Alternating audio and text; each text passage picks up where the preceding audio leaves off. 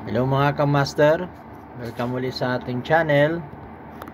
So meron tayong Asus ngayon na motherboard. So pandarin natin kung ano yung problema nito.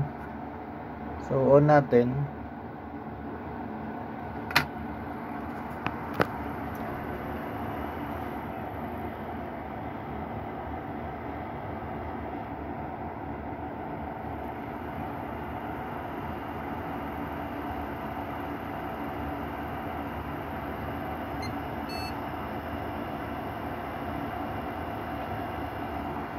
So, ayan guys, may power naman yung mga USB natin.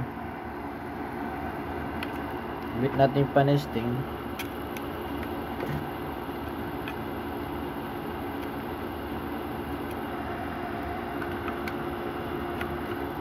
So, ayan, may power.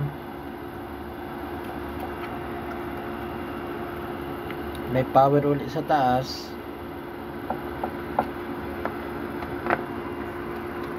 Tapos yung mouse natin nagpa-power. Yung keyboard naman, yan, saksak, tinanggal ko, tapos saksak natin. Pero hindi nakaka-detect ng keyboard. Wala siyang numlock. Since lagi sinasabi dito sa boot up, no keyboard detected, ibig sabihin nagpa-power lang sila pero hindi na di-detect ng motherboard.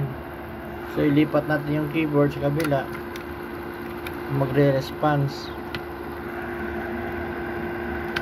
So wala talaga, nagpa-power lang. So tara ka mga kamaster, ayusin natin. So, eto na siya ngayon. Okay na.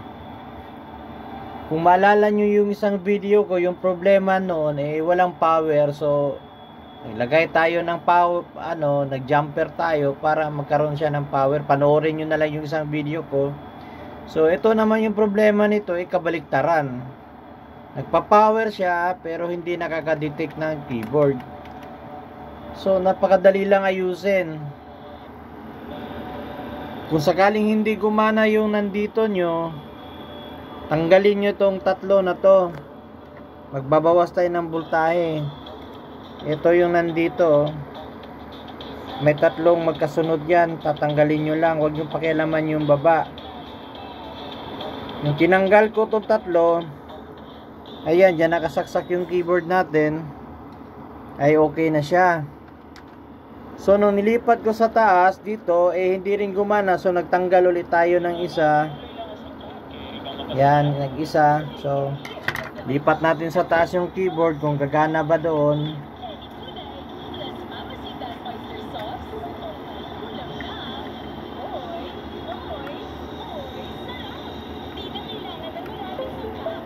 So ayan na.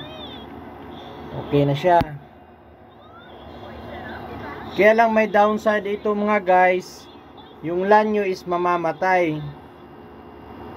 Mawawalan na rin ng power yung LAN nyo. Kasi nagkaroon to ng short So ginawa ko, nilagyan ko lang ng wifi adapter. So magkano lang naman yung wifi adapter? 90 pesos lang yun sa Lazada. At least magagamit nyo na yung computer mo. Bilhan nyo na lang ng wifi. So ganun lang kadali mga kamaster.